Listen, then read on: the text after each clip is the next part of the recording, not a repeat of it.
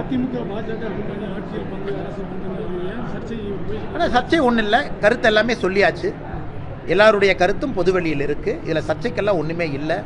எல்லோரும் ஒரே புள்ளிகள் இணைந்திருக்கின்றோம். திராவிட முன்னேற்ற கழகத்தை வீழ்த்த வேண்டும் என்கின்ற ஒரே புள்ளியில் இணைந்திருக்கின்றோம். அது எப்படி இருக்கணும், வருகின்ற காலம் எப்படி இருக்கணும், தேர்தலுக்கு முன்பு எப்படி இருக்கணும், தேர்தலுக்கு பிறகு எப்படி இருக்கணும், சம்பந்தப்பட்ட தலைவர்கள் பேசுவார்கள். நான் 2 தினம் முன்பு பேசியது நம்முடைய கட்சியினுடைய தலைவர் என்ன பேசியிருக்கிறாங்க அப்படிங்கிறது தான். இதில் சர்ச்சையோ சண்டையோ இதில் எந்த குழப்பமோ இல்லை.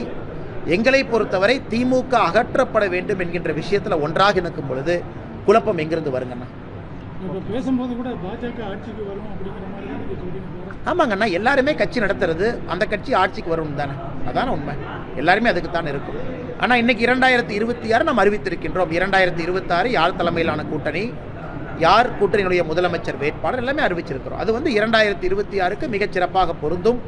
அதை 2 கட்சிகளும் ஒன்றாக இணைந்து நம்முடைய உள்துறை அமைச்சர் அமித்ஷா அவர்கள், எதிர்க்கட்சி தலைவராக இருக்கக்கூடிய எடப்பாடி பழனிசாமி அவர்கள் எல்லாரும் ஒன்றாக இணைஞ்சு அறிவிச்சிருக்கிறாங்க.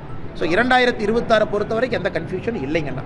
அதே நேரத்தில் திமுகவை அகற்ற வேண்டும் என்கின்ற ஒரு ஒற்றை இலக்கில் இருக்கும் பொழுது குழப்பமும் இருப்பதாக நான் பார்க்கிறேன்.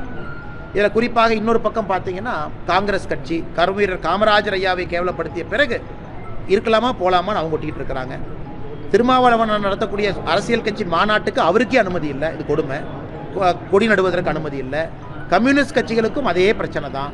அவர்களும் இன்னைக்கு அரசு கிரிட்டிசைஸ் பண்ணிக்கிட்டே கூட்டணியில் இருக்கிறாங்க. அது போன்ற குழப்பமெல்லாம் இந்த கூட்டணியில் எங்கேயும் இல்லை இல்லைங்கண்ணா. சரிங்களா? சரி, பாப்பா.